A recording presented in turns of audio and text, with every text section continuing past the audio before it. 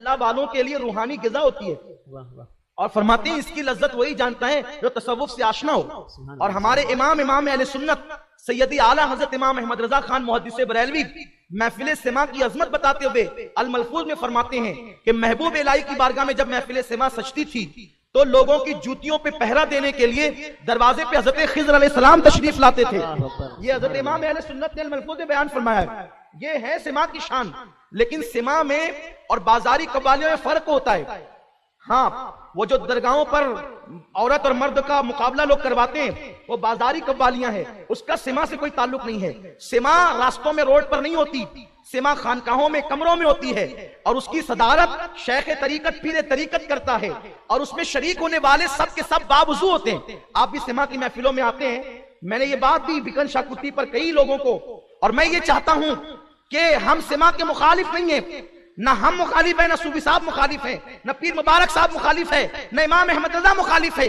ہم بازاری قوالیوں کے مخالف ہیں کہ جو معاذ اللہ عورتوں کا مردوں کا مقابلہ ہوتا ہے، وہ لالی لگا کر آئی ہے، پورا دوپٹہ بھی اس نے سر پہ نہیں ڈالا ہے، اور پیسے لٹائے جا رہے ہیں۔ یہ سنیت کو بدنام کرنا ہے۔ سوچو، سما وہ کرو جس سے روح کو غذا ملتی ہے، سما وہ کرو جس سے روحانیت ترقی پہ جاتی ہے۔ تم بھی محفل سما میں آتے ہو نا، ویسے ہی آ جاتے اٹھ کر، کوئی گٹکا کھا رہا ہے، کوئی وہی کھڑا کھڑا بیڑی پی رہا ہے، کوئی بیٹھے ہوئے مشائخ کی مزہ لے رہا ہے، کوئی قوالوں کا مذاق اڑا رہا ہے۔ اللہ کے بندو، سما وہ ہے کہ اعلیٰ حضرت امام احمد رضا کہتے ہیں کہ محبوب الہی کے دربار کی سما میں حضرت خضر علیہ السلام جوتیوں کی حفاظت کے لیے آتے ہیں۔ سوچو گا، غور تو کرو، مرتبہ کیا سما؟ سما وہ ہے کہ حضرت بابا قطب الدین بختیار کاکی کا وصال سما کی محفل میں ہوا۔ قوال نے شعر پڑھا، کیا پڑھا؟ اللہ اکبر، کشتگان خنجر تسلیم لا، ہر زماں از غیب جانے دیگر اشک۔ جب پہلا مصرع پڑھتا تو روح نکل جاتی، اور جب دوسرا مصرع پڑھتا روح لوٹ کر کے آ جاتی۔ پہلا مصرع پڑھتا روح نکل جاتی، دوسرا مصرع پڑھتا روح لوٹ کر کے آ جاتی۔ اسی میں سما ختم ہوئی اور آپ کا وصال ہو گیا۔ وصال کی بعد قبروں میں دفن کر دیے گئے۔ سب کی مزار آپ کو اتنی اتنی ملے گی یا اتنی اتنی ملے گی، ہے نا؟ 2 گزی ہوتی ہے نا، لیکن بابا قطب صاحب کی مزار جو غریب نواز کے جانشین تھے، ان کی مزار اتنی بڑی، بہت چوڑی ہے۔ ایسا نہیں ہے کہ عقیدت میں چوڑی کر دی گئی ہے، یہ تھوڑی ہے کہ پلاٹ ہے تھوڑا تھوڑا بڑھا لو اس کو، ایسا نہیں ہے۔ وہ قبر ہے نا، قبر ہے نا، وہ اتنی چوڑی کیوں ہے؟ اس شعر پر وصال ہوا، اور جب چہلم کی محفل سجی تو چہلم کی محفل میں پھر سما ہوئی۔ سب کی دعا لینا چاہتا ہے، ماں باپ کی دعا نہیں لینا چاہتا، مگر یاد رکھیں آپ کے لیے کوئی بھی بڑے سے بڑا پیر، بڑے سے بڑا عالم، بڑے سے بڑا مفتی، بڑے سے بڑا خطیب، بڑے سے بڑا ادیب اگر آپ کے لیے دعا کر دے، اللہ چاہے تو دعا قبول کرے، اللہ چاہے تو رد کر دے۔ وہ قادر و قیوم بے نیاز ہے، وہ چاہے جس کی دعا رد کر سکتا ہے، اس کے لیے اس کو کوئی پوچھ نہیں سکتا، اس پہ کوئی فرض واجب نہیں ہے۔ وہ کرم، وہ قبول کرے تو کرم ہے، رد کر دے تو اس کا عدل ہے۔ اللہ چاہے جس کی دعا رد کر دے، لیکن سنو سنو، سب کی دعا رد ہو سکتی ہے، کسی کی دعا کی قبولیت کی گارنٹی نہیں ہے سوائے ایک دعا کے۔ میرے کریم آقا فرماتے ہیں کہ جب ماں باپ اپنی اولاد کے لیے دعا کرتے ہیں تو اللہ ان کی دعا رد نہیں کرتا بلکہ قبول کر لیتا ہے۔ حضور فرماتے ہیں دعا والدہ لولدہ کا دعائی لکم، تمہارے باپ کی دعا تمہارے حق میں ایسی ہے جیسے نبی کی دعا امتی کے لیے ہوا کرتی ہے۔ جب کوئی ماں اپنی اولاد کے لیے دعا کرتی ہے تو اللہ کا عرش جنبش کرنے لگتا ہے۔ اللہ فرماتا ہے اے عرش رک جا، عرش کہتا ہے کیسے رکوں؟ آج ایک ماں اپنی اولاد کے لیے دعا کر رہی ہے، جب تک تو اس کی دعا قبول نہ کرے گا میں رکنا، میں ہلنا بند نہیں کروں گا۔ قدرت کی طرف سے جواب آتا ہے تو نے ہلنا بعد میں شروع کیا، ہم نے تو اس سے پہلے اس کی دعا کو قبول فرما لیا۔ آج ہم یہ سمجھتے ہیں ہم 5 وقت کے نمازی ہے، نیک ہو گئے بہت، ماں نماز نہیں پڑھتی اس کی دعا میں کیا اثر ہو گیا؟ ماں اگر نماز نہیں پڑھتی تو بھی اس کی دعا کی قبولیت ہے، کیونکہ ماں کا مرتبہ نمازی ہونے کی وجہ سے نہیں ہے، ماں کا مرتبہ نیک ہونے کی وجہ سے نہیں ہے، بلکہ ماں کا مرتبہ ماں ہونے کی وجہ سے ہے۔ ایک صحابیہ بارگاہ رسالت میں آ کے کہتی ہے آقا میری ماں شراب پیتی ہے۔ صحابیہ کہہ رہی میری ماں شراب پیتی ہے، کیا میں اپنی ماں کی خدمت کروں؟ حضور فرماتے ہیں ہاں خدمت کر۔ عرض کی حضور وہ شراب پینے کے لیے میخانے میں جاتی ہے، حضور فرماتے ہیں محبت سے سمجھا، اور اگر نہ مانے جب وہ شراب پی کے بے ہوش ہو جائے تو ادب سے اس کو اٹھا کر لا اور اس کے بستر پہ لٹا دے۔ یہ اسلام کی تعلیم ہے، لیکن آج ماں باپ کے ساتھ اس نے سلوک نہیں ہے۔ माँ बाप को घर का कचरा समझा जाता है, माँ बाप को जलील और रुस्वा किया जाता है। याद रखना, हमेशा जवान नहीं रहोगे। जिस दिन तुम्हारी जवानी ढलेगी तुम भी बाप बनोगे, खवातीन भी माँ बनेगी।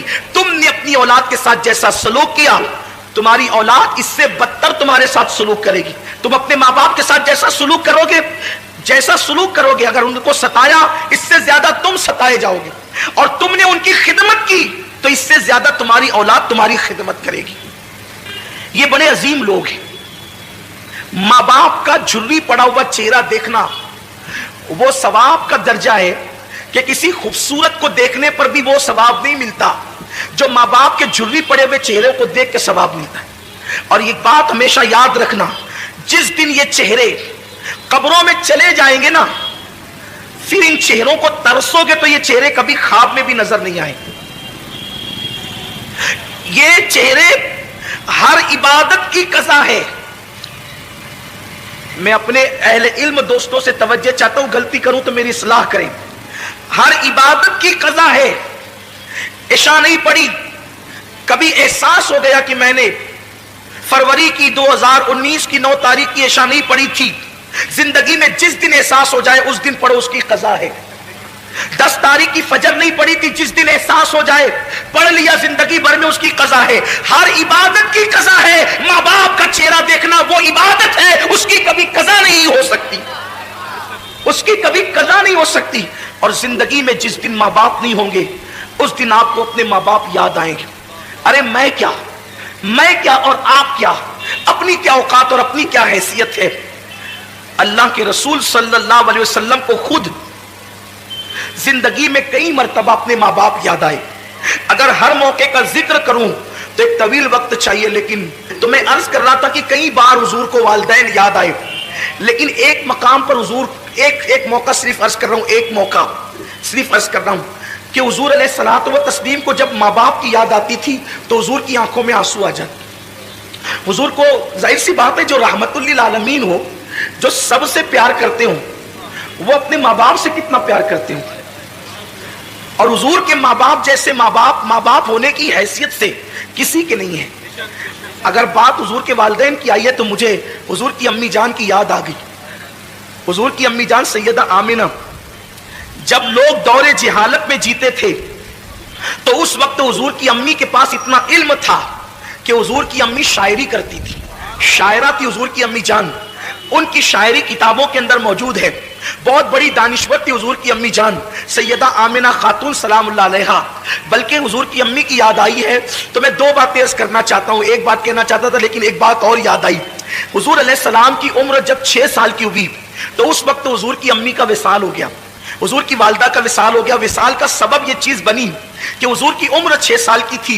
हुजूर की अम्मी जान ने कहा, मेरे शहजादे मोहम्मद, तुमने अपने वालिद की जियारत नहीं की है, एक काम करो कि तुम्हारे वालिद की कब्र यसरब में है, यानी मौजूदा मदीना मुनव्वरा। उस वक्त वो मदीना नहीं बना था, यसरब उस कहलाता, यसरब में है तुम्हारे अब्बा की कब्र। चलो, तुमने बाप का चेहरा तो नहीं देखा, तुमको वालिद के मजार की जियारत करा करके लाती हूँ। हुजूर अलैहिस्सलाम 6 साल की उम्र में पहला सफर करते हैं। हुजूर का ये पहला सफर है 6 साल की उम्र में। और 6 साल की उम्र में पहला सफर हज के लिए नहीं है, तिजारत के लिए नहीं है, नमाज के लिए नहीं है, बल्कि मजार की जियारत के लिए।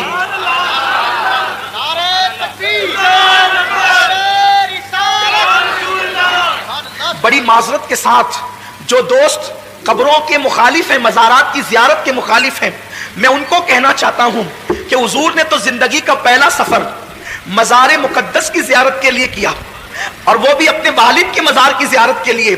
6 साल की उम्र में हुजूर अपनी अम्मी से कहते हैं, अम्मी ठीक है। दरअसल बात ये थी कि हुजूर अपनी माँ के पेट में थे और सिर्फ 2 महीने या 3 महीने या 4 महीने के अंदर अमल की शक्ल में थे। हुजूर के वालिद का विसाल हो गया। वो तिजारत के लिए गए थे, मुल्क शाम से वापस लौट रहे थे, जिसे हम मदीना मुनव्वरा कहते हैं। अब जब वहां पहुंचे तो उनकी ननियाल में रुके, बीमार हुए और वहीं पर आपका विसाल हो गया। तो हुजूर की अम्मी ने कहा था, बेटा चलो मैं तुम्हें अब तुम्हारे वालिद की मजार की जियारत करा दूं। जनाब अब्दुल मुत्तलिब से इजाजत ली और इजाजत लेकर के 3 नफरी काफिला, हजरत सैयदा आमिना और उनकी कनीज उम्मे ऐमन और हुजूर अलैहिस्सलाम, ये तीनों چل پڑے مدینے شریف کی طرف. اب میں اس کو یثرب نہیں کہوں گا کیونکہ ہمارے یہاں یثرب کہنا بے ادبی ہے, لیکن اب آپ سمجھ لیں کہ وہ یثرب پرانا نام ہے اور ابھی وہ مدینہ نہیں بنا تھا, لیکن پھر بھی میں مدینہ منورہ کہوں گا. تو سرکار چلے. 1 مہینے تک حضور نے اپنی امی کے ساتھ وہاں قیام کیا بچپنے میں 6 سال کی عمر میں, اور قبر والد کی قبر پہ جاتے امی کے ساتھ. جب رخصتی کا وقت آیا کہ اب جانا ہے مکہ المکرمہ, تو حضور کی امی کبھی اپنے شوہر کی قبر کو دیکھتی ہے اور کبھی حضور کے چہرے کو دیکھتی ہے, اور شوہر کا صدمہ. حضور کی امی جان کی عمر ابھی 18-19 سال ہی تھی کہ وہ بیوہ ہو گئی. 18-19 سال کی عمر میں بیوگی آخر کیا چیز ہوتی ہے؟ سوچے نا ذرا, اگر کوئی عورت 19 سال کی عمر میں یتیم ہو جائے تو اس کو اتنا صدمہ نہیں ہوتا جتنا اس کو بیوہ ہونے کا صدمہ. حضور کی امی بیوہ ہوئی ہے اتنی چھوٹی سی عمر میں, اور حضور کے والد کا وصال اتنی چھوٹی عمر میں ہوا ہے کہ ان کو ابھی داڑھی کے بال بھی نہیں نکلے تھے, بال نکلنا شروع ہوئے تھے اور ان کا وصال ہو گیا. یعنی زندگی کی مکمل بہاریں بھی نہیں دیکھی ہے اور وصال ہو گیا. تو کبھی شوہر کی قبر دیکھتی ہے, کبھی بیٹے کا معصوم سا چہرہ دیکھتی ہے. اور 6 سال کی عمر میں میرے نبی کتنے خوبصورت لگتے ہوں گے. جس کے گالوں کی قسم قرآن یاد کرے والضحیٰ کہہ کر, جس کے زلفوں کی قسم یاد کرے قرآن واللیل کہہ کر, جس کی ماں کو قرآن گویا کہ مطلع الفجر حق کہے. آخر اس رسول اعظم جب بچے لڑکپن کی طرف جاتے ہیں تو پکارتی ہے, ساری کائنات جس کو پکارتی ہے اس نے آمنہ کو پکارا ہے. یہ میرے نبی کی ماں کی شان, یہ میرے نبی کی ماں کا مقام ہے. حضرت آمنہ خاتون دیکھتی, حضور کہتے ہیں امی تم کیوں رو رہی ہو؟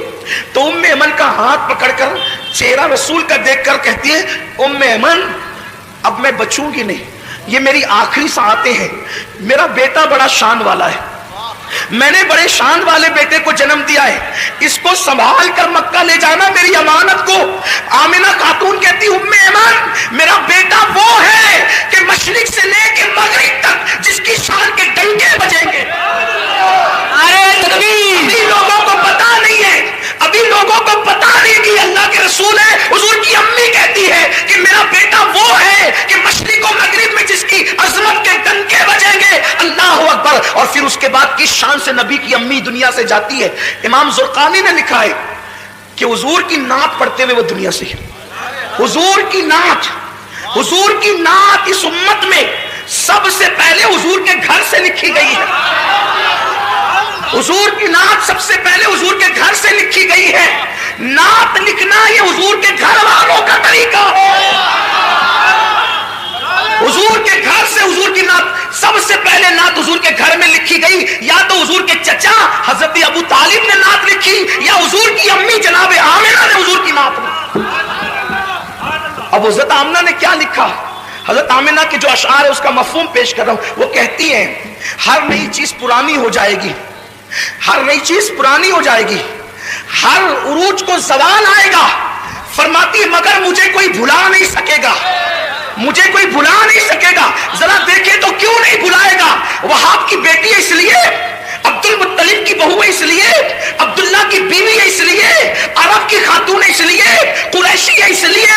کہتی ہے کہ مجھے بھلایا نہیں جائے گا. ہر نئی چیز پرانی ہوگی, ہر عروج کو زوال آئے گا, مجھے بھلایا نہیں جائے گا کیونکہ میں نے ایسے بیٹے کو جنم دیا ہے. اس کی وجہ سے میرا تذکرہ مشرق و مغرب میں. نعرہ تکبیر, نعرہ رسالت, عظمت مصطفیٰ, سبحان اللہ سبحان اللہ. اس کی وجہ سے میرے بیٹے کا فیضان دنیا میں عام ہوگا. گویا کہ نبی کی نبوت کا اور کس شان سے دنیا سے جا رہی ہے. رسول کے چہرے پہ نظر ہے, زبانوں پہ نعت مصطفیٰ ہے, اور اسی شان سے وہ دنیا سے رخصت ہوتی ہے. روتے ہوئے اچانک آنکھیں بند ہو جاتی ہیں. جب ماں کی آواز بند ہو گئی اور آنکھیں بند ہو گئی, حضور اپنی ماں کو ہلا کے امی تم بولتی کیوں نہیں؟ ایک 6 سال کے پیغمبر کے جذبات تھے, معصوم جذبات. امی تم بولتی کیوں نہیں؟ ام ایمن نے حضور کو پکڑ کے سینے سے لگایا, کہا شہزادے جو دنیا سے چلے جاتے ہیں وہ بولا نہیں کرتے, جو دنیا سے چلے جاتے ہیں میرا ایمان ہے خیر سے. ام ایمن نے حضور کو منع کر دیا. اللہ کی اس میں ہزارہ حکمتیں تھی. اگر حضور دوسری مرتبہ بول دیتے نا کہ امی تم بولتی کیوں نہیں, تو تاریخ گواہ ہو جاتی کہ حضور کی ماں بول پڑتی. جس کے اشارے سے سنگ ریزے بولتے ہیں, جس کے اشارے سے پاگل اونٹ بولتے ہیں، جس سے ہرنی باتیں کرتی ہے، ایمن نے کہہ دیا شہزادے جو دنیا سے چلے جاتے ہیں وہ بولا نہیں کرتے، بلکہ ان کو پھر قبر میں دفن کر دیا جاتا ہے، تو ماں کو قبر میں رکھنا ہے۔ میں اپنے الفاظ کے جامع میں تاریخی حوالے پڑھ رہا ہوں کہ ماں کو قبر میں رکھنا ہے، تو حضور نے ننھا سا پتھر اپنے ہاتھ میں لیا، ننھے سے گورے گورے خوبصورت ہاتھوں میں، اور اس ٹیلے کو ایمن کے ساتھ کھودنا شروع کیا۔ داؤد علیہ السلام کے ہاتھوں پر اللہ نے لوہے کو نرم کر دیا اور حضور کے ہاتھوں پر وہ ٹیلا نرم ہو گیا۔ ایمن کے ساتھ مل کر اللہ کے رسول نے ماں کی قبر کھودی۔ شاید یہ پہلی اور آخری قبر تھی جس کو رسول اللہ نے اپنے ہاتھوں سے کھودی تھی، اور کھود کر کے پھر ماں کو لٹا دیا اور مٹی برابر کر دی۔ ایمن حضور کو دیکھتی ہے اور کہتی ہے چلو مکے چلنا ہے۔ حضور بڑی معصومیت سے پوچھتے ہیں ایمن میری امی، ایمن میری امی۔ ایمن نے کہا شہزادے مقام ابوا میں قیامت تک تیری ماں کو ہم چھوڑ جاتے۔ جیسے ہاتھ پکڑا اور نیچے اتری، حضور نے ہاتھ چھڑا دیا۔ ایمن کہتی حضور نے ہاتھ چھڑا دیا اور دوڑتے ہوئے کہیں چلے گئے۔ میں ڈھونڈنے لگی، کہیں نہیں ملے۔ جب مجھے کہیں نہیں ملے پہ پریشان ہو گئی، آمنہ کی امانت کہاں چلی گئی، آمنہ کی امانت کہاں چلی گئی۔ جب میں ڈھونڈ چکی کہیں نہیں ملے تو میں ٹیلے پہ چڑھی تو کیا دیکھا کہ حضور ماں کی قبر سے لپٹ کر رو رہے ہیں، ماں کی قبر سے لپٹ کر رو رہے ہیں۔ اور میں نے یہ جملے سنے کہ امی تمہیں تو معلوم تھا نا کہ سب کا کوئی نہ کوئی ہے، میرا تو تمہارے سوا اور کون ہے، تم بھی مجھے چھوڑ کر کے چلی، باپ تو پہلے ہی چلے گئے تھے، تم بھی چھوڑ کر راستے میں چلی۔ رو رہے تھے حضور علیہ السلام۔ ایمن کہتی میں نے اٹھایا اور کہا کہ چلیے چلیے، یہاں تک کہ حضور کو میں لے کر چلی۔ حضور پلٹ پلٹ کر روتے تھے اور ماں کی قبر کی طرف دیکھ۔ یہ ماں ہے، آج جن ماؤں کی قدر آپ کے ہمارے پاس نہیں ہے، ماں ہے۔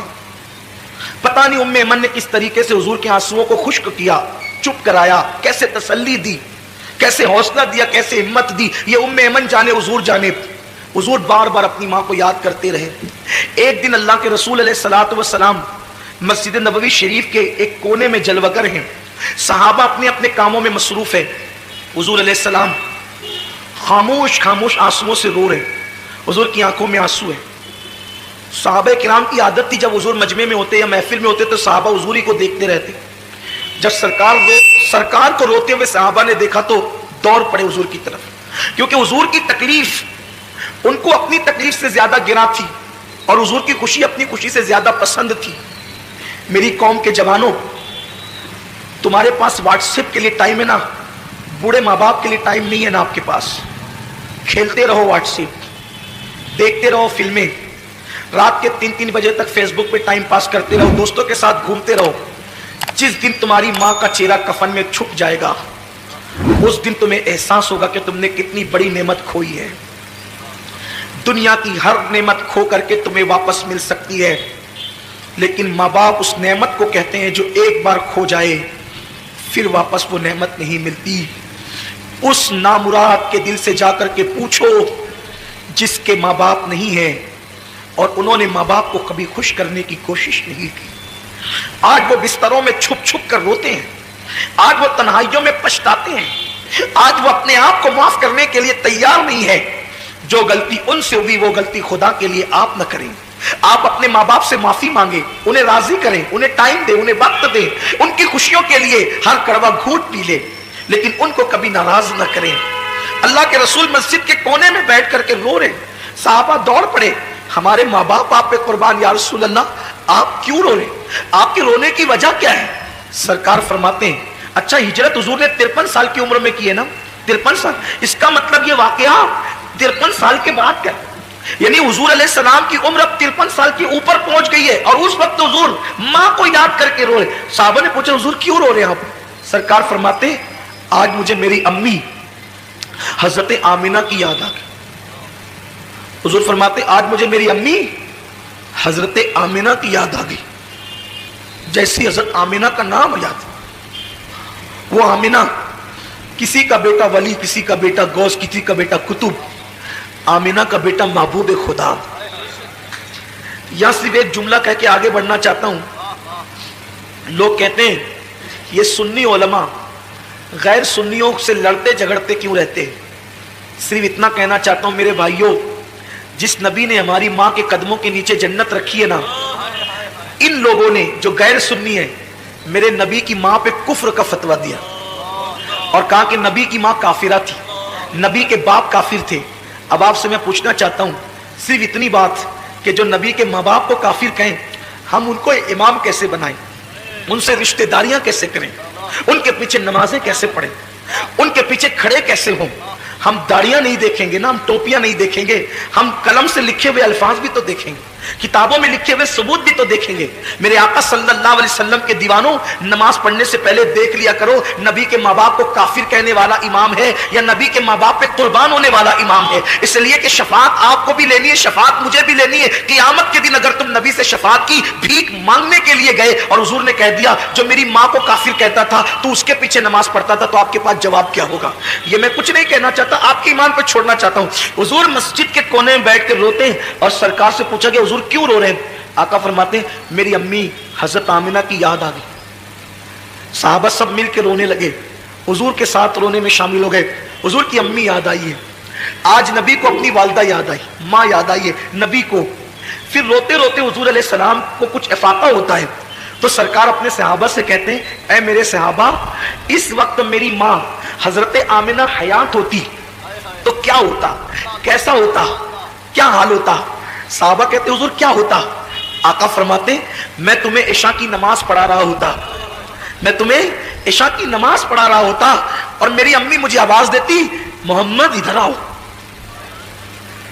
میرے بیٹے محمد ادھر آؤ، میری ماں مجھے آواز دیتی۔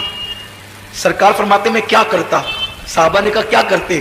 حضور فرماتے میں نماز کو چھوڑ دیتا اور لبیک کہتے ہوئے اپنی ماں کی بارگاہ میں پہنچ۔ یہ ماں ہے، یہ ماں کا مرتبہ ہے۔ لیکن آج میرا جوان کیرم چھوڑ کر کے ماں کے پاس آنے کے لیے تیار، موبائل کا گیم چھوڑ کے اپنی ماں کے پاس، باپ کے پاس آنے کے لیے تیار نہیں ہے۔ حضور فرماتے جو ماں باپ کی نافرمانی کرے گا وہ جنت کی خوشبو سے بھی محروم کر دیا جائے گا۔ یاد رکھنا کتنے بھی بڑے منصب پہ فائز ہو جاؤ، ماں باپ سے تم کبھی بے نیاز نہیں ہو سکتے۔ جناب موسیٰ سے اللہ نے کہا تھا موسیٰ ذرا سنبھل کر آنا۔ عرض کی مولا طور پر تو ہمیشہ آتا ہوں، پہلی بار تو نہیں آیا۔ ارشاد ہوا جب تم گھر سے نکلتے تھے تو ماں انچل پسار کے دعا کرتی تھی اللہ میرے موسیٰ کی طبیعت میں غصہ اور جلال زیادہ ہے، اگر تجھ سے کلام کرتے ہوئے آواز اونچی ہو جائے تو تو درگزر کر دینا، درگزر کر دینا، آواز اونچی ہو جائے تو۔ موسیٰ اب تیرے پیچھے دعا کرنے والی ماں نہیں رہی، اس لیے کہا جا رہا ہے ذرا سنبھل کر آنا۔ اللہ کے کلیم کو کہا جاتا ہے پیٹھ کے پیچھے دعا کرنے والی ماں اب تیرے گھر میں نہیں ہے تو ذرا سنبھل کر آنا۔ غور تو کریں آپ، نبی سے کہا جا رہا ہے ماں کی دعا کیا ہے؟ ساری دنیا مخالف ہو جائے بد دعا کرے، تنہا ماں دعا کرے، اللہ ماں کی دعا قبول کرے، سب کی بد دعا رد کر دے، اور تنہا ماں بد دعا کرے اور پوری دنیا مل کر دعا کرے تو اللہ سب کی دعا رد کر دے، ماں کی بد دعا قبول کر۔ ایک دن حضرت موسیٰ علیہ السلام جنگل میں چل رہے، چلتے چلتے تھک گئے، چلتے چلتے تھک گئے، اللہ سے کہتے مولا تھک گیا ہوں، سواری نہیں ہے۔ اللہ نے فرمایا ایک میرا بندہ ہے اس سے جا کر کہو۔ حضرت موسیٰ گئے، اس سے کہا میرے پاس سواری نہیں ہے۔ اس نے دعا کی اللہ بادل زمین پہ بھیج تاکہ میں تیرے اس بندے کے لیے سواری کا انتظام کروں۔ بادل زمین پہ اتر آیا، اس نے کہا جناب چڑھیے اور بادل پہ چڑھ کر کے جہاں جانا چاہتے جائیے۔ حضرت موسیٰ بادل پہ سوار ہو گئے، بادل چل پڑا، اور اس کی مولا کتنا نیک بندہ یہ، اس کی دعا سے بادل زمین پہ آیا۔ ارشاد ہوا موسیٰ کوئی عمل ہی نہیں ہے اس کا، یہ نیک نہیں ہے جس کو تو نیک سمجھ رہا ہے۔ پھر مولا اس کی دعا کی اتنی اہمیت، ارشاد ہوا اس نے تو بادل بلایا، اگر آسمان بھی زمین پہ بلانے کی دعا کرتا تو ہم آسمان کو بھی زمین پہ اتار دیتے۔ عرض کی جب یہ نیک نہیں ہے، اتنا نیک نہیں ہے تو اس کی دعا کی اہمیت کیوں ہے؟ کہ اس کی نیکی کی وجہ سے نہیں، یہ ہمیشہ اپنی ماں کی خدمت کرتا تھا اور ماں کو خوش کر دیا تھا۔ ماں نے مرتے مرتے کہا اللہ اس نے میری خدمت کا حق ادا کر دیا، یہ جب بھی تجھ سے جو دعا کرے تو اس کی ہر دعا کو قبول کر لینا۔ اس کی ماں کی دعا کی برکت ہے، اس کی ماں کی دعا کی نیکی کچھ نہیں ہے زیادہ، اس کے پاس ماں کی دعا کی برکت ہے۔ حضور فرماتے ہیں جو ماں باپ کی نافرمانی کرے وہ جنت کی خوشبو بھی نہیں سونگے، بلکہ جس سے ماں باپ ناراض ہو وہ بھی جنت میں نہیں جائے گا. شہید ہوگا تو بھی جنت میں نہیں جائے گا. علامہ سید نعیم الدین مراد آبادی نے لکھا ہے اگر کوئی شہید ہو جائے نا, شہید اور ماں باپ یا دونوں میں سے کوئی ایک ناراض ہو تو بھی وہ جنت میں نہیں جائے گا, مگر چونکہ وہ شہید ہوا ہے تو جہنم میں بھی نہیں جائے گا. جنت اور جہنم کے درمیان ایک مقام آراف وہاں رکھا جائے گا. پھر اللہ اس کے ماں باپ کو پہلے راضی کرے گا. جب تک ماں باپ راضی نہیں ہوں گے اس شہید کو جنت نہیں ملے گی. سوچو, شہید ہو کر بھی ماں باپ کی رضا کے بغیر جنت نہیں ملتی. تو ہمیں اللہ پانے کے بعد اگر تم میری نافرمانی نہیں کرو گے تو میں نعمت میں اضافہ کر دوں گا, نعمت کو بڑھا دوں گا. قرآن اس مضمون کو یوں بیان کرتا ہے لئن شکرتم لازیدنکم, کہ جب تم میری نعمتوں پہ شکر کرو گے. تو شکر کا مطلب صرف الحمدللہ کہنا نہیں ہے, بلکہ شکر کا مطلب یہ ہے کہ جب اللہ تمہیں نعمت دے تو اس نعمت کا تم مس یوز نہ کرو, یہ شکر ہے. تم اس کا غلط استعمال نہ کرو, یہ شکر ہے. اور اگر انسان نعمت پانے کے بعد جب اس نعمت کا مس یوز کرتا ہے, غلط استعمال کرتا ہے, اللہ کی نافرمانی کرتا ہے, تو پھر اللہ اس نعمت کو بہت دنوں تک تمہارے پاس رہنے نہیں دیتا, بلکہ اللہ اس نعمت کو چھین لیتا ہے. نعمتوں میں بہت سی نعمت ہے. میں ایک نعمت کا ذکر کروں. نعمتوں کے اندر بہت بڑی نعمت ہے مال. مال اللہ کی عطا ہے. مال اللہ رب العزت کی بہت بڑی عطا ہے. مال ہوتا ہے تو انسان صدقہ بھی دیتا ہے, مال ہوتا ہے انسان حج بھی کرتا ہے, مال ہوتا ہے انسان مسجدیں بھی بناتا ہے, مال ہوتا ہے انسان مدرسے بھی بناتا ہے. غرض کہ مال بری چیز نہیں ہے. کچھ لوگ مال کو برا سمجھتے ہیں. میں سمجھتا ہوں کہ غالباً ان کو مکمل طور پر اسلام کی تعلیمات پر ان کی نظر نہیں ہے, اس لیے وہ مال کو برا سمجھتے ہیں. اگر مال برا ہوتا تو عثمان غنی اسی مال سے 2 مرتبہ جنت کیوں خریدتے؟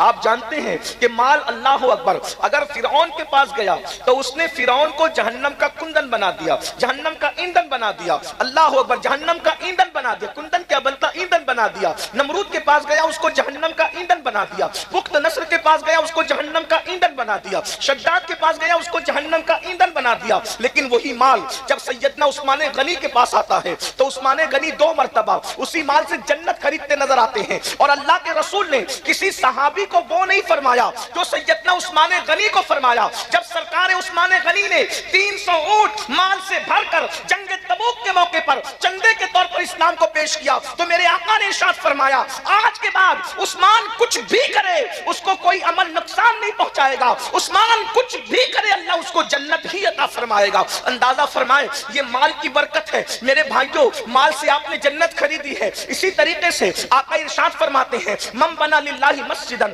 بنا اللہ لہ بیتن فی الجنہ, کہ جو اللہ کے لیے مسجد بناتا ہے اللہ اس کے لیے جنت میں محل بناتا ہے. بھائیوں بتاؤ, اگر انسان کے پاس مال نہ ہو تو کیا وہ مسجد بنا سکتا ہے؟ وہ مسجد کی تعمیر کر سکتا ہے؟ نہیں, ہرگز تعمیر نہیں کر سکتا. اسی طریقے سے حج کرنے جاؤ تو ہر قدم پہ نیکی ملتی ہے. حج کرنے والے کے تمام گناہ معاف ہو جاتے ہیں. حج کرنے والا گناہ سے ایسے پاک ہوتا ہے جیسے ابھی اپنی ماں کے پیٹ سے پیدا ہوا. بتاؤ کیا بغیر پیسے کے کوئی حج کر سکتا ہے؟ اللہ اکبر. اسی پر آپ قیاس کر لیں. اور ایک بات اور سن لیں, میرے آقا فرماتے ہیں صدقہ دیا کرو, اس لیے کہ صدقہ بلاؤں کو ٹال دیتا ہے, صدقہ بری موت سے بچا لیتا ہے, صدقہ انسان کو بری موت سے بچاتا ہے. جو چاہتا ہے کہ اللہ اس کو بری موت نہ دے اور بری موت سے اس کی حفاظت ہو تو آقا ارشاد فرماتے ہیں ایک ہاتھ سے صدقہ دو تو دوسرے ہاتھ کو خبر بھی مت ہونے دو. مال نہیں ہوگا تو کیا انسان صدقہ دے گا؟ تو یہ مال بہت بڑی اللہ کی نعمت ہے. اسی طریقے سے دوسری نعمت یہ جان اور جوانی جس کو کہتے ہیں, یہ بھی اللہ کی بہت بڑی نعمت ہے. اللہ اکبر. لیکن اب آئیے میں آپ کے سامنے ان دونوں نعمتوں کا ذکر کرنے کے بعد اب آپ سے پوچھنا چاہتا ہوں, مال سب چاہتے ہیں لیکن اللہ اکبر جب مال آتا ہے تو مال کا مس یوز کیا جاتا ہے, مال کا غلط استعمال کیا جاتا ہے. قرآن کہتا ہے ان اللہ اشتری من المؤمنین انفسهم واموالهم بان لهم الجنہ, کہ اللہ نے مومنوں کی جان کو, مومنوں کے مال کو جنت کے بدلے خرید لیا ہے. اب آپ سب کی توجہ چاہتا ہوں, پتا چلا ہماری جان ہماری نہیں ہے, ہمارا مال ہمارا نہیں ہے, جان بھی اللہ کی ہے, مال بھی اللہ کا ہے. اور اللہ اکبر, آج کل کے مسلمان اللہ اگر مال دیتا ہے تو مال کو اللہ کی راہ میں خرچ کرنے کی بجائے, گھبرائیے گا مت, میں کوئی چندے کی تمہید نہیں باندھ رہا ہوں, میں صرف آپ کے دلوں کی تطہیر کے لیے, آپ کی افکار کی تطہیر کے لیے کچھ پیغام پیش کرنا چاہتا ہوں. اللہ اکبر. آج کے مسلمانوں کے پاس جب مال آتا ہے, آج کے مسلمانوں کے پاس جب جوانی آتی آتی ہے تو مال اور جوانی کا مس یوز کتنا ہو رہا ہے. اللہ اکبر. آج پوری دنیا کے اندر جتنے جرائم، جتنے پاپ قوم مسلم کر رہی ہے، اتنے جرائم دنیا کی کوئی قوم کرتی نظر نہیں آتی. کتنے افسوس کی بات ہے. میں دلیل کے ذریعے سے اس کو ثابت کروں گا. اسی ہندوستان میں دیکھ لیں، ہندوستان کے اندر اللہ اکبر رمضان شریف کی کوئی اہمیت کیا دوسری قوموں کے نزدیک ہے؟ ہرگز نہیں. رمضان شریف کی اہمیت صرف مسلمانوں کے نزدیک ہے. دوسری قومیں رمضان شریف کا احترام نہیں کرتی، اس کی عزت نہیں کرتی. بہتوں کو تو پتا بھی نہیں کہ رمضان شریف کیا ہے. لیکن ایک بات پر ہمیشہ غور کرنا، توجہ کرنا، ایک بات پر ہمیشہ غور کرنا کہ اللہ اکبر جتنی نئی فلمیں آتی ہے، کوئی بھی نئی فلم رمضان شریف کے اندر نہیں آتی ہے. یا تو رمضان شریف سے پہلے آتی ہے یا تو رمضان شریف کے بعد آتی ہے. آپ ہمیشہ غور کرنا، کوئی بھی نئی فلم آپ کو کبھی رمضان شریف میں، ہندوستان کی بات کر رہا ہوں جہاں مسلمان لوگوں کے کہنے کے مطابق صرف 25 کروڑ مسلمان ہیں، آپ مجھے بتائیں دوسری قومیں ہم سے 4 گنا زیادہ، یعنی دوسری قومیں 100 کروڑ ہے اور ہم ہندوستان میں لوگوں کے کہنے کے مطابق، حالانکہ اگر سچائی سے گنا جائے تو الحمدللہ ہم 30 کروڑ سے بھی زیادہ اس ملک کے اندر، اس ملک میں ہم 30 کروڑ سے بھی زیادہ. لیکن چلیں جو لوگ کہتے ہیں وہی کہتا ہوں، 25 کروڑ مسلمان اس دنیا، اس ہندوستان میں رہتے ہیں، 100 کروڑ دوسرے سب مل کر کے رہتے ہیں. آپ سے پوچھتا ہوں رمضان شریف میں نئی فلم کیوں نہیں آتی ہندوستان میں؟ رمضان شریف سے پہلے ہی کیوں آتی ہے؟ رمضان شریف کے بعد ہی کیوں آتی ہے؟ اس لیے کہ ان کی سروے رپورٹ یہ ہے کہ جو بھی فلم ہٹ ہوتی ہے، جو بھی فلم کامیاب ہوتی ہے، وہ صرف مسلمانوں کے دیکھنے سے کامیاب ہوتی ہے. یعنی جتنا زیادہ ہندوستان میں مسلمان فلم دیکھتا ہے اتنا دنیا کا کوئی مذہب کا انسان نہیں دیکھتا. ہر مذہب کا آدمی زیادہ سے زیادہ سیٹرڈے یا سنڈے کو فلم دیکھنے جاتا ہے، لیکن یہ مسلمان ہے. اللہ اکبر. بتاؤ مسلمانوں، احساس کرو، جس قوم کے پاس قرآن نہیں وہ صرف چھٹی کے دن فلمیں دیکھتے ہیں، اور جس قوم کے پاس قرآن ہے، جس قوم کے پاس رحمان کا رشتہ ہے، جس قوم کے پاس آمنہ کے لال محمد الرسول اللہ جیسا نبی ہے، وہ قوم کس قدر فلموں میں ڈوب گئی، کس قدر وقت کا مس یوز کر رہی ہے، وقت کا غلط استعمال کر رہی ہے، جوانی کا غلط استعمال کر رہی ہے، دولت کا غلط استعمال کر رہی ہے. کہ فلمیں سب سے زیادہ کوئی دیکھ رہا ہے تو وہ قوم مسلم ہے، جوا سب سے زیادہ کوئی کھیل رہا ہے تو وہ قوم مسلم ہے، نشہ سب سے زیادہ اگر کسی کے محلے میں ہے تو وہ قوم مسلم ہے. عورتوں پر اللہ اکبر گندی نگاہ کے حوالے سے جتنا زیادہ بگاڑ ہمارے معاشرے میں ہے شاید ہی کسی کے معاشرے میں ہو. مگر سن لو اور اچھی طرح سن لو، آج کل کے نوجوان لڑکے یا دولت مند لوگ یہ سوچتے ہیں مولوی صاحب آپ کو کیا پڑی ہے، آپ دولت ہماری ہے، مال ہمارا ہے، جوانی ہماری ہے، طاقت ہماری ہے، اگر ہم برے کام کرتے ہیں آپ کا کیا بگڑتا ہے، ہمارا کیا بگڑتا ہے. سن لو، اللہ و رسول نے ذمہ داری دی ہے قوم کے علماء کو، قوم کے دانشوروں کو، اللہ کے رسول کے سچے امتیوں کو، کہ بلکہ ہر مومن کو یہ ذمہ داری ہے جب تم برائی کو دیکھو اسے روکو، زبان سے روکو، بلکہ پہلے تو ہاتھ سے روکو، طاقت سے روکو، زبان سے روکو، اور اگر زبان سے بھی نہیں روکتے تو کم سے کم دل میں برا جانو. اور جو دل میں برائی کو برا جانتا ہے یہ اس کے کمزور ایمان کی علامت ہے. اب مجھے بتاؤ، جب تم برائی کو برا جانو گے تو یہ کمزور ایمان کی علامت ہے، اور جو برائی کو برا بھی نہ جانے تو کیا اس کا ایمان چلا تو نہیں گیا، اس کے ایمان کا طوطا اڑ تو نہیں گیا، ایمان کا پرندہ اڑ تو نہیں گیا. اب مجھے بتاؤ میرے بھائیوں، آپ کہتے ہیں مال میرا ہے، تکلیف آپ کو کیا ہے، جان میری ہے، تکلیف آپ کو کیا ہے. تو سن لو، اچھی طرح سن لو، کنویں میں گرنے والے کو بچانے کی ذمہ داری دیکھنے والے پر ہے کہ نہیں ہے. سڑک حادثے میں اگر کوئی بس سے ٹکرانے جا رہا ہو تو بولو بچانا اخلاقی فریضہ ہے کہ نہیں ہے. ارے نادان، بس سے ٹکرائے گا تو اتنا نقصان نہیں ہوگا، اللہ اکبر، کنویں میں گرے گا اتنا نقصان نہیں ہوگا، رب العزت کی نافرمانی کرے گا تو اتنا بڑا نقصان ہوگا کہ اس نقصان سے تجھے کوئی نہیں بچا سکتا. آؤ آپ کو بتاؤں، دولت اور جوانی کا مس یوز کرنے والوں، غلط استعمال کرنے والوں، وہ اللہ ہے طاقت والا، قوت والا، جو دینا جانتا ہے تو چھیننا بھی جانتا ہے. دولت کے نشے میں خدا کی نافرمانی کرنے والوں، جوانی کے نشے میں اللہ کی نافرمانی کرنے والوں، میرا اللہ ارشاد فرماتا ہے ان بطش ربک لشدید، تیرے رب کی پکڑ بڑی سخت ہے، تیرے رب کی پکڑ بڑی سخت ہے. سن لو، یہ دنیا کے اندر جو بڑی بڑی خبیث بیماریاں آتی ہے وہ گناہوں کی وجہ سے آتی ہے. آج کتنے جوان دیکھتے ہی دیکھتے کیسی کیسی بیماریوں کا شکار ہو رہے ہیں، اس کی وجہ گناہ.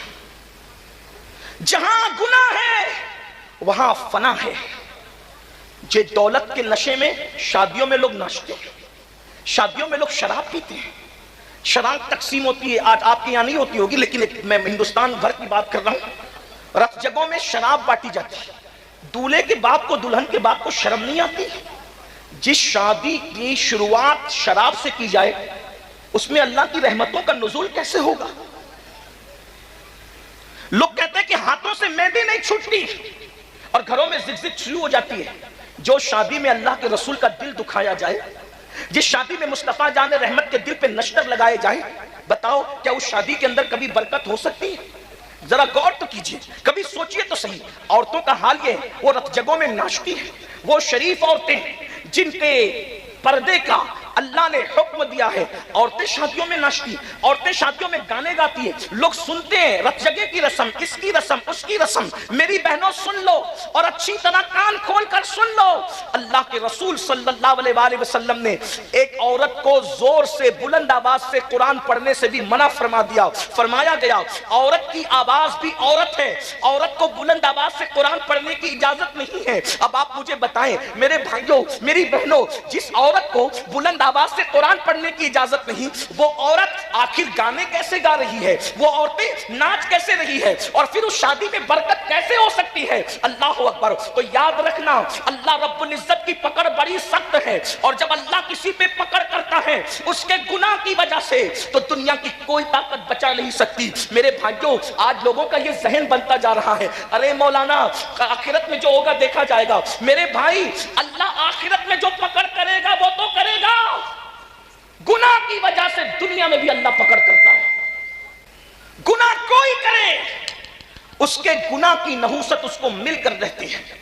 एक बुजुर्ग फरमाते हैं, जब रात को मुझसे कोई गुनाह होता है तो सुबह उस गुनाह का असर मेरे बच्चों में मुझे नजर आता है, मेरी सवारी में मुझे नजर आता है। लोगों ने पूछा वो क्या? कहा रात को अगर मैं गुनाह करता हूं तो सुबह मेरी औलाद मेरी नाफरमानी करती है, सुबह मेरी सवारी मेरी नाफरमानी करती है। पता चला औलाद गद्दार यूं ही नहीं होती, हर औलाद को माँ बाप से प्यार होता है। जब तुम अल्लाह से गद्दारी करते हो तो अल्लाह तुम्हें सदमे देने के लिए बतौर अजाब तुम्हारी औलाद को तुम्हारा गद्दार बना देता है। वरना लोग आज कितना पढ़ा रहे हैं, ये पढ़ा रहे हैं, वो डिग्री दिला रहे हैं, लेकिन बताओ कल के अनपढ़ बच्चे, कल के जाहिल बच्चे माँ बाप के जितने वफादार थे, क्या आज के पढ़े लिखे बच्चे उतने वफादार हैं? लोग कहते हैं बच्चे पढ़े लिखे नहीं है इसलिए बेवफा है। मैंने कहा 50 साल पहले इतनी बड़ी डिग्रियां थी नहीं मुसलमानों के पास बज़ाहिर, फिर भी बच्चे वफादार थे। वजह क्या थी? उनके माँ बाप खुदा के वफादार थे, अल्लाह ने औलाद को उनका वफादार बना दिया था। आज माँ बाप बच्चों को डिग्रियां भी दिला रहे हैं, इंग्लिश भी पढ़ा रहे हैं, डॉक्टर भी बना रहे हैं, वकील भी बना रहे हैं, इंजीनियर भी बना रहे हैं, फिर क्या हो रहा है? लेकिन अल्लाह के वफादार नहीं है माँ बाप। तो जो माँ बाप अल्लाह के वफादार नहीं, अल्लाह ने उनकी औलाद को उनका गद्दार बनाया है, अल्लाह ने उनकी औलाद को उनका बागी बनाया है, ताकि तुम्हें अल्लाह सदमे दे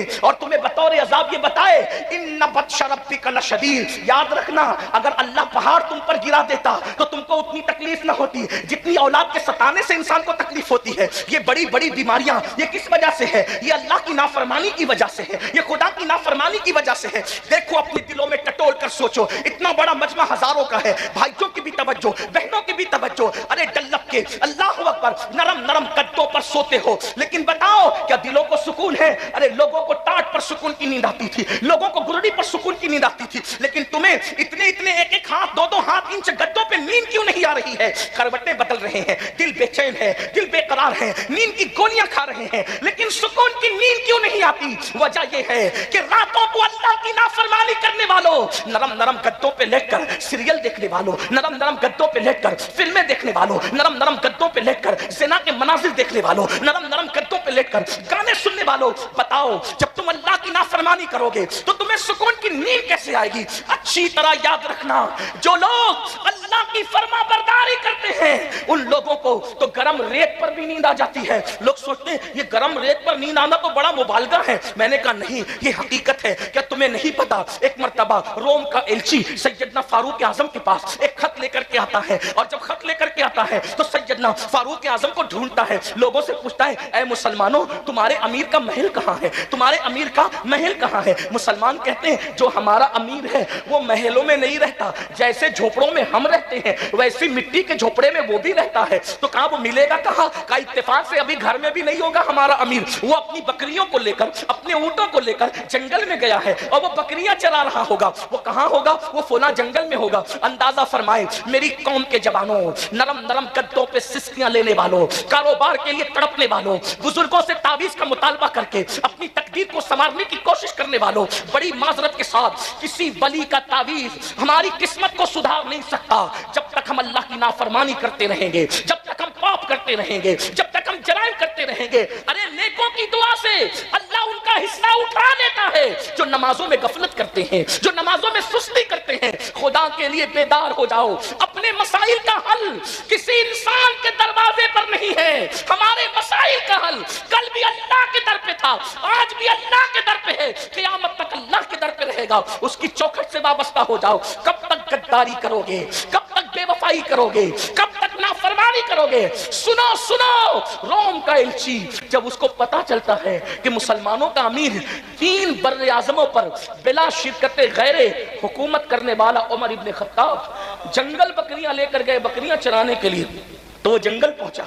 जंगल में गया तो एक मंजर देखा. ये मंजर क्या था? देखा, खुले आसमान के नीचे एक दरख्त है और उस दरख्त के नीचे मुसलमानों का अमीर 3 बर्रे आज़मों पे हुकूमत करने वाला अपने हाथ का तकिया बनाकर रेत पे सो रहा है. रेत पे सो रहा है. उसने देखा, उसको हैरत हुई कि मेरे बादशाह लोग नरम नरम गद्दों पर महलों में बॉडीगार्ड के पहरों में सुकून से सो नहीं पाते, ये अकेले चैन से सो रहा है. उसको यूं लगा अगर मैं इसका किस्सा तमाम कर दूं तो मुझे कितना इनाम मिलेगा. जैसे ही ये सोचा, फारूक आजम ने करवट ली, बारोब चेहरा आंखों के सामने आया, लरस गया, आंखें खोल के पूछी क्या बात है? उसने कहा रोम का एलची हूं, खत लाया हूं, लेकिन इससे पहले एक बात पूछता हूं, हमारे आकाओं को तो नरम गद्दों पे नींद नहीं आती, आप इतनी सुकून से रेत पे कैसे सो रहे हैं? फारूक आजम का जुमला था, नचाया जाता था, लड़कियों को नचाया जाता था आधे आधे लिबास पहना करके और शराब का दौर चलता. कौन लोग करते थे मैं उनका नाम नहीं लूंगा, लेकिन इतना जरूर है कि कुछ अच्छे भी थे, कुछ बुरे भी थे. जब कुदरत ने उनकी पकड़ की, इन्ना बत्शा रब्बिका लशदीद, जब कुदरत ने उनकी पकड़, वो बादशाह थे, अपनी चंद दुकानों पर और चंद प्रॉपर्टियों पर गुरूर और घमंड करके शादियों के मौके पे अल्लाह की नाफरमानी करने वालों, खुशियों के मौके पे अल्लाह की नाफरमानी करने वालों, कान खोल के सुन लो. इससे पहले के दौलत को जवाल आए, इससे पहले कि इज्जत को जवाल आए, इससे पहले कि अल्लाह अकबर कुदरत अपनी नेमतों को छीन ले, जरा गौर से सुनो. मुगलों का हाल ये था कि 200 डिशें. अच्छा कोई बात, आवाज नहीं जा रही, माइक हाथ में लेते हैं, दुरूद शरीफ पढ़ लें,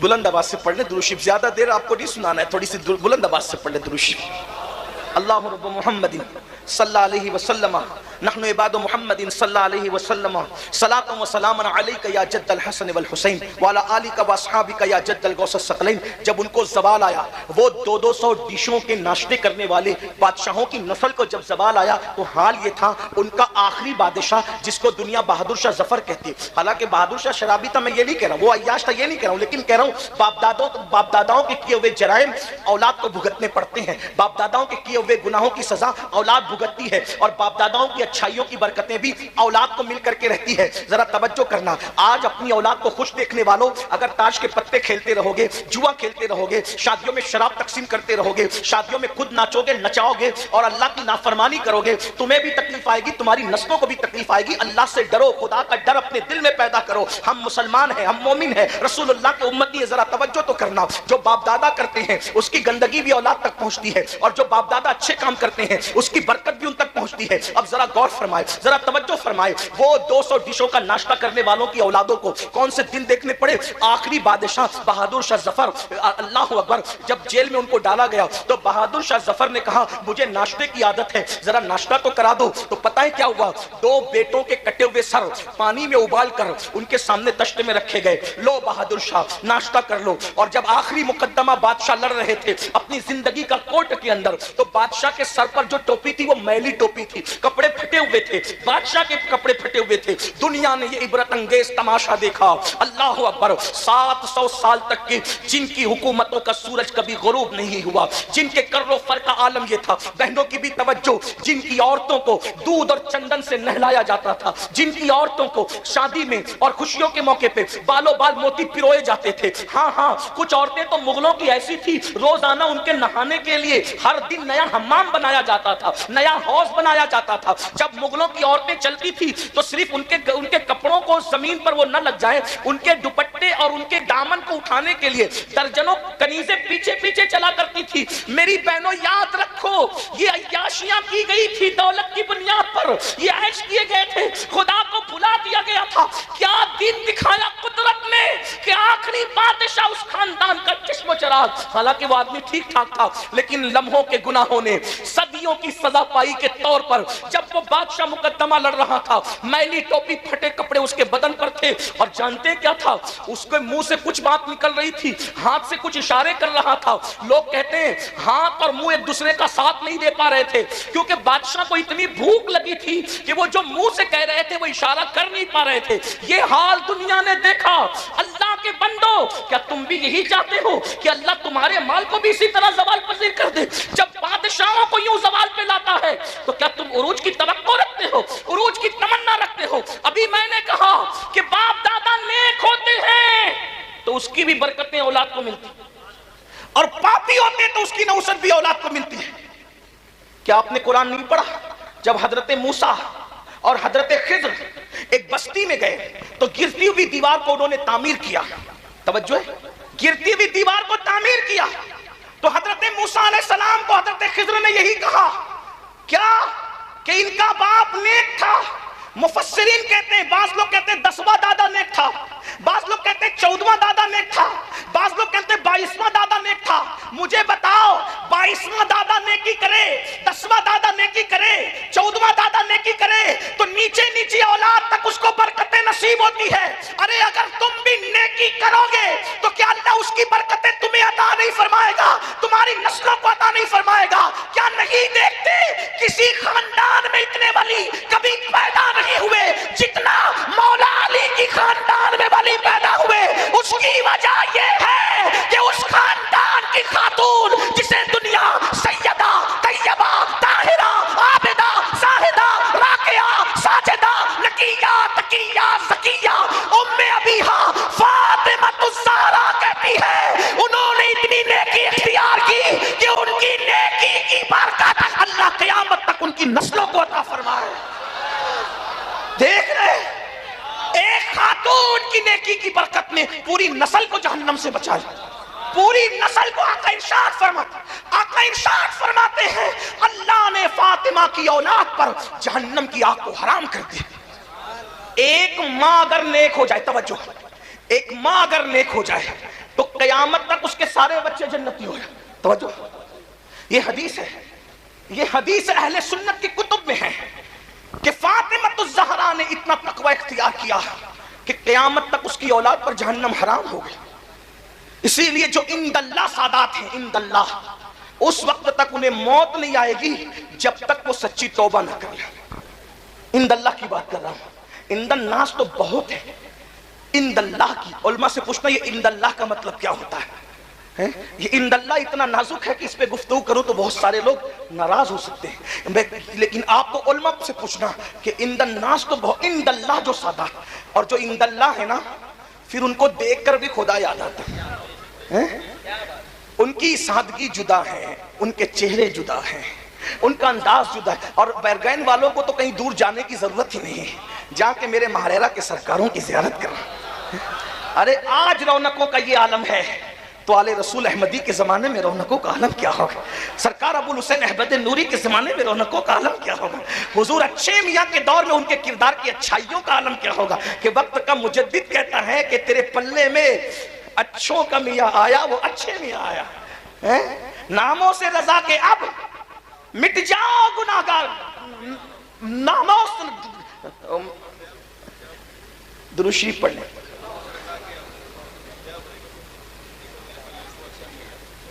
کیا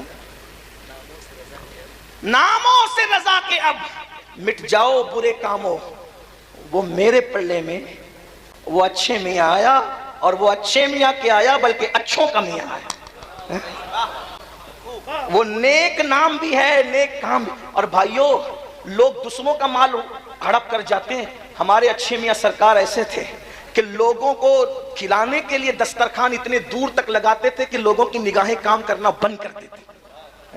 یہ ہے سرکار اچھے میاں کے۔ تو میں اپنی بات کو سمیٹتے ہوئے عرض کروں، اگر اچھے کام کرو گے، سیدہ فاطمہ جیسا تو کوئی اچھا ہو بھی نہیں سکتا۔ کیوں نہیں ہو سکتا؟ اس لیے کہ اس اچھی کے لیے کوئی تربیت کرنے والا ایسا اچھا چاہیے کہ جس کے بارے میں دنیا متفقہ طور پہ کہے کہ سارے اچھوں میں اچھا سمجھیے جسے۔ ارے جب مہریرہ کا اچھا ایسا ہے تو سارے اچھوں کا اچھا مدینے والا اچھا کیسا ہوگا؟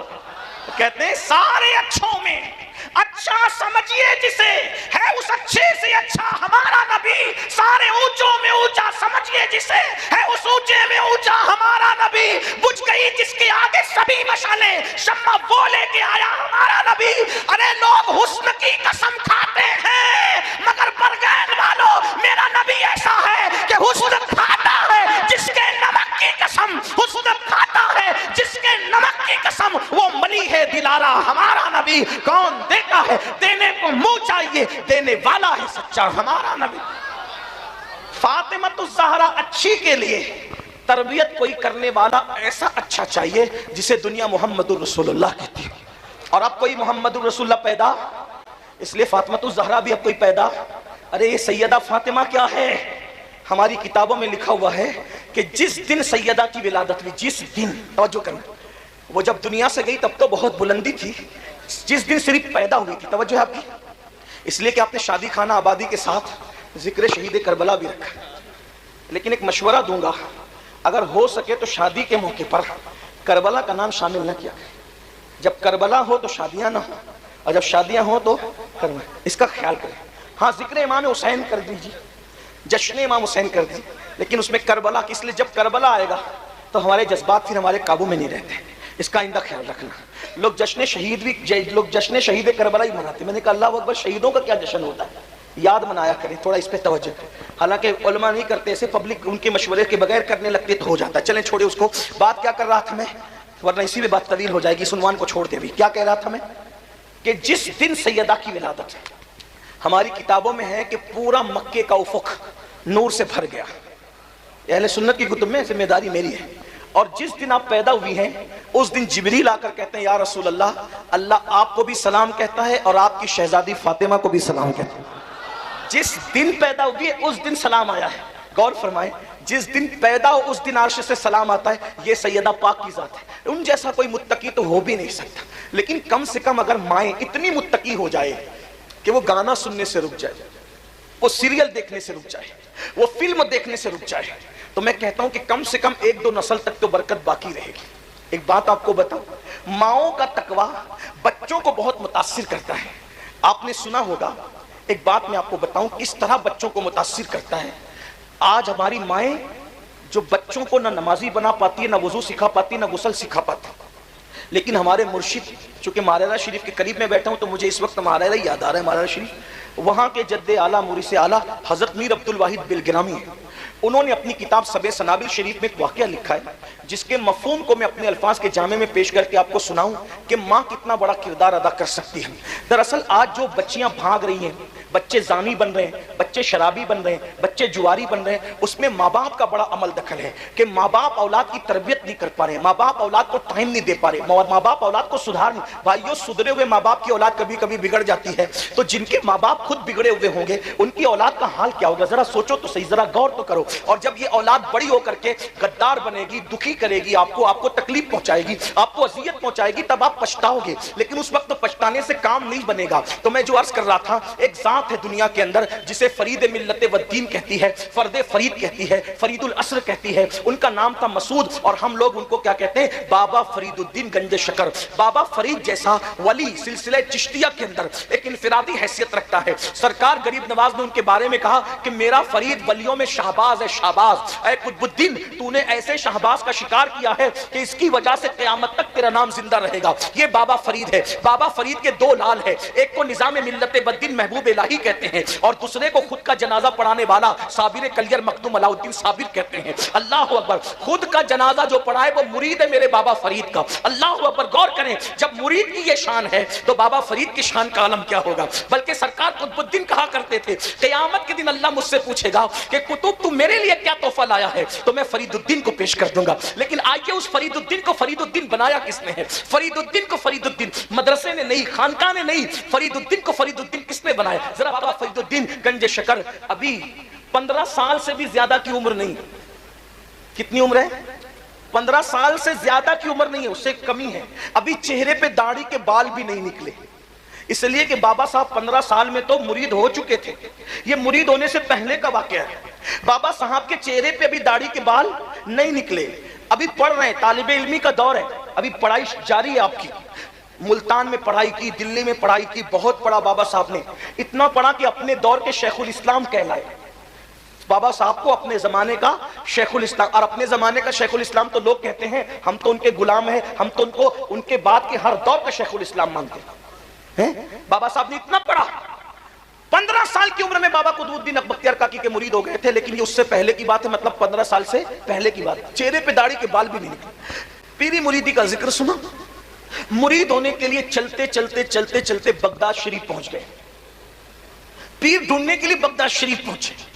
بغداد شریف پہنچے تو وہاں پر ڈنکے بج رہے تھے کس کے؟ شیخ الشیوخ خاتم الاولیاء فی العراق سیدنا شیخ شہاب الدین عمر سہروردی کی ولایت کے ڈنکے بج رہے تھے. وہ شہاب الدین عمر سہروردی جس کے بارے میں حضور غوث پاک نے فرمایا شہاب الدین تیرے بعد تجھ جیسا ولی قیامت تک ابھی عراق میں پیدا نہیں ہو سکتا. غوث پاک جس کی ولایت کے بارے میں یہ کہیں کہ تجھ جیسا ولی اب قیامت تک عراق میں پیدا نہیں ہو سکتا، شیخ شہاب الدین عمر سہروردی کے بارے میں ان کی ولایت کے ڈنکے بج رہے تھے. سرکار بابا فرید الدین گنج شکر مرید ہونے کے لیے ان کی خانقاہ میں پہنچے تو دسترخوان لگا ہوا تھا. دسترخوان پہ لوگ بیٹھ چکے تھے. جیسے یہ سلام کر کے اندر داخل ہوئے لوگوں نے پوچھا نام کیا؟ کہا میرا نام مسعود ہے.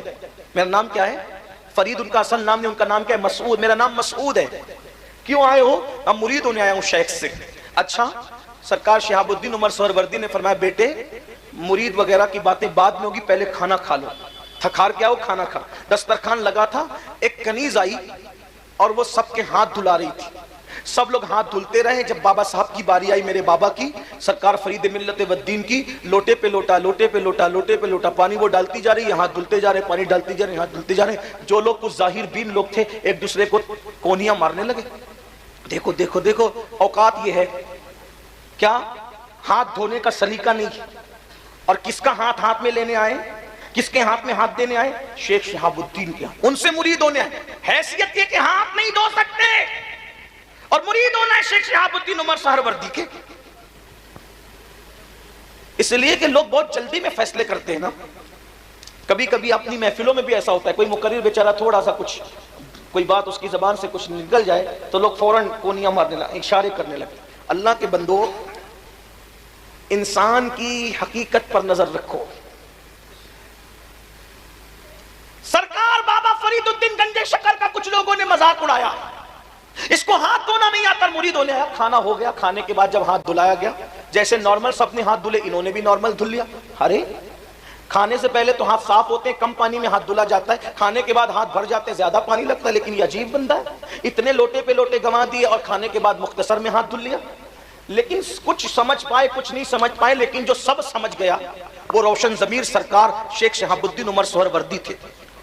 آپ نے فوراً پردہ اٹھانے کی کوشش کی. کہا شہزادے ایک بات بتاؤ، مرید ہونے آئے ہو، آپ کو ہاتھ دھونا نہیں آتا؟ آپ نے اتنا پانی ضائع کر دیا. کیا تمہیں مسئلہ معلوم نہیں ہے کہ اتنا پانی ضائع کرنا حرام ہے، جائز نہیں ہے؟ تو بابا فرید نے کیا کہا پتہ ہے؟ سرکار اگر گستاخی معاف ہو تو جواب دوں. کہا بالکل دو. کہا جب میں ہاتھ دھل رہا تھا تو آپ کی کنیز کے چہرے پر نظر پڑ گئی اور اس کی پیشانی پہ لکھا تھا کہ یہ جہنمی ہے. تو میں ہاتھ نہیں دھو رہا تھا، اس کی تقدیر دھل رہا تھا. اور جب تک تقدیر نہیں دھلی میں پانی بہاتا رہا. میں سوچا کہ اتنے بڑے ولی کی خانقاہ میں خدمت کرنے والی کنیز بھی جہنم میں جائے گی، تو میں ہاتھ نہیں تقدیر دھل رہا تھا سرکار.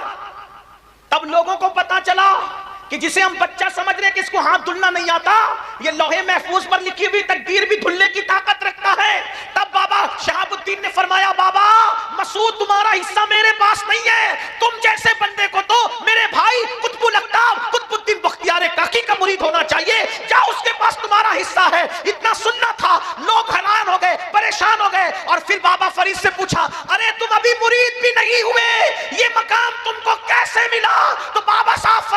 ہے, یہ میری ماں کی تربیت کی برکت ہے کہ اللہ نے مجھے اس مقام پر پہنچا دیا ہے.